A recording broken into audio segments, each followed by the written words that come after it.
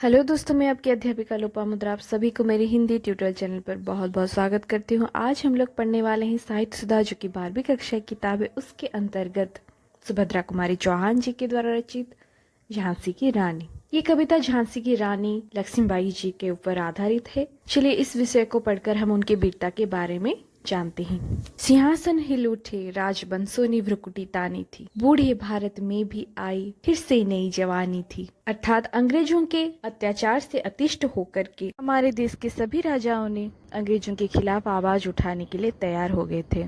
सबकी सिंहासन हिल उठी थी। हमारे देश को सभी राजाओं ने मिलकर स्वतंत्र करने के लिए वचनबद्ध हुए थे। राजवंशों ने भ्रुकुटी तानी थी, अर्थात गुस्से से भौहें ताड़ना। भ्रुकुटी का अर्थ है भौहा, जिसे अंग्रेजी में आईब्रोज कहा जाता है, अर्थात अपने भौहें को विकृत करना। जब मनुष्य गुस्से में आता है तो अपने भौहें विकृत करते हुए दिखता है। मतलब देश को स्वतंत्र करने के लिए सब राजाएं गुस्से और चिंता से दिख रहे थे। बूढ़े भारत में भी आई फिर से नई जवानी थी, अर्थात जो भारत बार बार विदेशियों के द्वारा आक्रमण होकर शिथिल हो गया था, कमजोर पड़ गया था, मानो बूढ़ा जैसा प्रतीत हो रहा था, वो निस्व हो गया था, उसमें और कोई उम्मीद की बाकी नहीं थी। उसे स्वतंत्र करने के लिए उसके वंशजों ने तैयारियां शुरू कर दी थी, मानो जिससे उसमें नई जवानी फिर से वापस आ गई थी। गुमी हुई आजादी की कीमत सबने पहचानी थी, दूर फिरंगी को करने की सबने मन में ठानी थी। अर्थात भारत की आजादी जो न जाने कब से गुम हो गई थी, सालों सालों से विदेशी शासन द्वारा जो भारत पीड़ित हो रहा था, उसे आजादी की जरूरत थी। ये सब बातें कहीं न कहीं लोगों को व्यथित कर रहा था। इस वजह से आजादी की खुशियां भारत को दिलाने के लिए सब एकजुट हो गए थे और फिरंगियों को दूर करने के लिए सबने मन में ठान लिया था, निश्चय कर लिया था। फिरंगी मने अंग्रेज या विदेशी, जिससे भारत की खोई हुई आजादी उससे वापस मिल सके। चमक उठी सन 57 में वह तलवार पुरानी थी, जो तलवार पुरानी हो चुकी थी, अर्थात युद्ध करना भूल गई थी। वह सन 57 अर्थात 1857 को फिर से चमक उठी थी। वो फिर से देश के लिए अंग्रेजों के खिलाफ लड़ाई करने के लिए तैयार हो उठी थी। 1857 के दिन रानी लक्ष्मीबाई का देहांत हुआ था। युद्ध करते करते उन्होंने अपने प्राण गंवाई थी। तो उस दिन को याद करते हुए बुंदेलगढ़ के हर एक वासी हमें उस दिन की यादगार कहानियां सुनाते हैं। उस दिन की वीरता को बड़े गर्व से सुनाना पसंद करते हैं। बुंदेले हर बोलों के मुंह हमने सुनी कहानी थी। हर बोलो का अर्थ है हर किसी के मुंह से हमने कहानी सुनी थी। कौन सी कहानी? खूब लड़ी मर्दानी वह तो झांसी वाली रानी थी। झांसी की एक महान रानी थी जिनका नाम रानी लक्ष्मीबाई थी, जिन्होंने खूब वीरता के साथ, मर्दानी के साथ अंग्रेजों के खिलाफ लड़ाई की थी। कानपुर के नाना की मुंह बोली बहन छबीली थी। लक्ष्मीबाई नाम पिता की वह संतान अकेली थी। कानपुर के पेशवा यानी राजा नाना साहेब, जिनका मूल नाम धुंडुपन था, स्वतंत्रता संग्राम में उन्होंने कानपुर से अंग्रेजों के विरुद्ध नेतृत्व किया था। उनकी मुंह बोली बहन रानी लक्ष्मीबाई थी। रानी लक्ष्मीबाई और उनके बीच भाई बहन का संबंध था।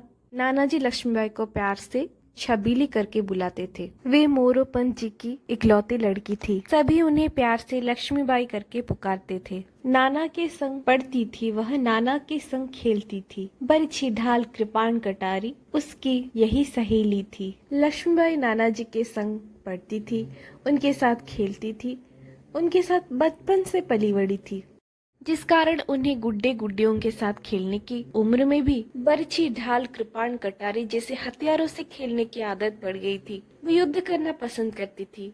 लड़कों की तरह उन्हें भी अस्त्र शस्त्र प्रिय था और यही सब उनकी सहेली बन गई थी। इन्हीं के साथ खेलना उन्हें अच्छा लगता था। वीर शिवाजी की गाथाएं उसको याद जबानी थी। वीर शिवाजी की गाथाएं उन्हें प्रेरित करती थी। उनकी वीरता की कथाएं उनमें नई उमंग भर देती थी। बुंदेले हर बोलों के मुंह हमने सुनी कहानी थी। खूब लड़ी मर्दानी वह तो झांसी वाली रानी थी। खूब लड़ी मर्दानी वह तो झांसी वाली रानी थी। अर्थात बुंदेलगढ़ के हर एक व्यक्ति के मुंह से हमने यह कहानी सुनी थी कि खूब मर्दानी के साथ जो अंग्रेजों के साथ लड़ाई की थी वो झांसी की रानी लक्ष्मीबाई थी। लक्ष्मी थी या दुर्गा थी वह, स्वयं वीरता का अवतार। देख मराठी पुलकित होते उसकी तलवारों के बार। कवयित्री यहाँ पर कहना चाहती है कि लक्ष्मीबाई असल में क्या थी। क्या वो लक्ष्मी थी या दुर्गा, या वो स्वयं वीरता की एक अवतार थी? क्योंकि साधारण मनुष्य में इतनी सारी महानता नहीं हो सकती, तो ये स्वयं ही वीरता की एक अवतार थी। उनकी तलवारों के बार को देखकर वीर मराठा पुलकित हो जाते थे, प्रसन्न हो उठते थे।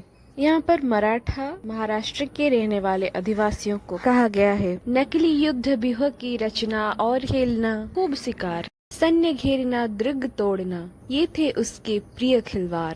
खेल खेल में नकली युद्ध व्यूह की रचना करना, युद्ध व्यूह करना अर्थात युद्ध जैसी परिस्थिति स्थापना करना, युद्ध की नकली खेल खेलना और खूब शिकार करना। खेल खेल में सैन्य घेरना अर्थात दुश्मनों के सैनिकों को अपने सैनिकों से घेर लेना, दुर्गों को तोड़ना, ये उनके प्रिय खिलवाड़ थे। दुर्ग को किला या गढ़ कहा जाता है, जिसे राज्य और राजा के महलों की सुरक्षा के लिए बनाया जाता है, जो युद्ध यानी आपत्ति काल में शत्रुओं से बचने के काम आते हैं। ये देखने में बड़े बड़े दीवार जैसे होते हैं, इनमें ढेर सारे कमरे होते हैं और गुप्त रास्ताएं भी होती हैं, और इसमें अचानक शत्रुओं के हमले से बचने के लिए अस्त्र शस्त्र भी रखे जाते हैं। रानी लक्ष्मीबाई बचपन से ही शूरवीर थी, उन्हें युद्ध करना पसंद था, इसीलिए वो गुड्डे गुड़ियों से खेलने के बजाय उनकी रुचि कुछ इस प्रकार था। उन्हें अस्त्र शस्त्र पसंद था, उन्हें दुर्ग तोड़ना पसंद था, उन्हें खेल खेल में युद्ध व्यूह रचना करना पसंद था। महाराष्ट्र की कुल देवी उसकी भी आराध्य भवानी थी। बुंदेले हर बोलों के मुँह हमने सुनी कहानी थी, खूब लड़ी मर्दानी वह तो झांसी वाली रानी थी, झांसी वाली रानी थी। महाराष्ट्र की कुल देवी भवानी उनकी आराध्य थी, जिनको वो स्मरण करके युद्ध करना पसंद करती थी।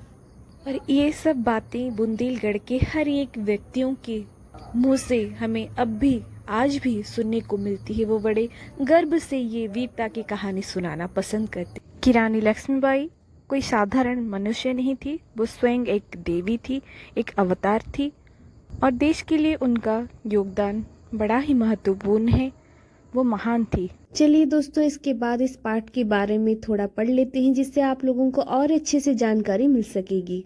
झांसी की रानी कविता के पूर्वार्ध में सन यहाँ पर 1957 है, लेकिन यहाँ पर 1857 होगा। 1857 के प्रथम स्वाधीनता संग्राम के अथक संघर्ष का उल्लेख है। मतलब इस शताब्दी में स्वाधीनता संग्राम का जोरों शोरों से तैयारी देखने को मिली थी। कवयित्री कहती है कि इस प्रथम स्वाधीनता संग्राम में सभी राजाओं में अंग्रेजों के खिलाफ लड़ने की चेतना जागृत हुई थी। सभी राजाओं ने अंग्रेजों को भारत से खदेड़ने का निर्णय ले लिया था। तत्कालीन भारतीय राजाओं में आक्रोश की भावना भड़क उठी थी। पराधीन भारत मानो बूढ़ा हो चुका था, अब उसमें नई जवानी के रूप में राष्ट्रीय भावना का संचार हो रहा था। आजादी प्रत्येक के लिए प्यारी और बेशकीमती होती है, जो अंग्रेजों के हाथ में सत्ता आने के बाद खो चुकी थी। अब भारतीय जनता आजादी की कीमत को समझ रही थी, अतः सबने यह ठान लिया था कि फिरंगियों से देश को आजाद करना है। सोए हुए भारत में फिर से चेतना का संचार हो गया था, और इस स्वाधीनता की क्रांति का प्रवर्तक थी लक्ष्मीबाई। अतः म्यान में जो तलवार इतने दिनों से रखी हुई थी, वह लड़ने के लिए म्यान से बाहर निकल आई। म्यान का अर्थ है जिसमें तलवार को रखा जाता है, जो तलवार का दस्तान होता है, ताकि तलवार बहुत दिन सुरक्षित रह सके। उसका जो कवर होता है उसे कहा जाता है म्यान। वो चमड़ों का या फिर कपड़ों का होता है, नहीं तो किसी धातुओं का बना हुआ होता है, तो उसे म्यान कहते हैं। और यह तलवार सिद्ध तलवार थी, अर्थात इस तलवार की मदद से अतीत में बहुत सारे युद्धों को जीता गया था। वह तलवार पुरानी थी का आशय यह है कि यह तलवार परीक्षित थी। यह अपनी बहादुरी की मिसाल की पुष्टि कर रही थी। कानपुर के नाना की बहुमूल्य बहन थी, और दोनों के बीच भाई बहन का प्यार था। लक्ष्मीबाई का व्यक्तित्व सुंदर और आकर्षक था। वह अपने पिता की इकलौती पुत्री थी। नाना के संग पढ़ने और खेलने में उनका सारा समय व्यतीत होता था। बचपन से ही रानी लक्ष्मीबाई को वीर गाथाएं और वीरतापूर्ण चरित्र वाले महापुरुष विशेष रूप से पसंद थे। अपने बाल्यकाल से ही रानी लक्ष्मीबाई ने वीर शिवाजी की संपूर्ण कहानियां कंठस्थ कर ली थी। अतः कवयित्री सुभद्रा कुमारी चौहान बुंदेलखंड के लोगों की दुहाई देते हुए कहती है कि बुंदेलखंड के जन जन के मुंह से उन्होंने रानी लक्ष्मीबाई की वीरता की अनेक कहानियां सुनी थी। रानी लक्ष्मीबाई की मर्दानी, वीर की तरह बहादुरी से लड़ने वाली। कवयित्री ने रानी लक्ष्मीबाई की वीरता को देखकर उन्हें धन का प्रतीक लक्ष्मी और शक्ति का प्रतीक दुर्गा से तुलना की है। मराठे उनकी तलवार का बार यानी कौशल को देखकर प्रसन्न हो जाते थे। उनके व्यक्तित्व का निर्माण बचपन से ही होने लगा था। बचपन से ही रानी लक्ष्मीबाई विभिन्न घातक अस्त्रों से क्रीड़ा करती थी और शिकार खेलना, नकली युद्ध व्यूह रचना करना, सैन्य टुकड़ियों को घेरना, दुर्गों को ध्वस्त करना जैसे वीरतापूर्ण खेल में शामिल होती थी। रानी लक्ष्मीबाई की आराध्य देवी महाराष्ट्र की कुलदेवी भवानी थी। कविता के अंत में पुनः झांसी की रानी लक्ष्मीबाई की प्रशंसा करती हुई कवयित्री कहती है कि बुंदेलखंड के जन जन के मुंह से सबने रानी लक्ष्मीबाई की वीरता की यह कहानी सुनी थी कि झांसी की रानी लक्ष्मीबाई ने अंग्रेजों के खिलाफ मर्दों की तरह बहादुरी से लड़ाई की थी।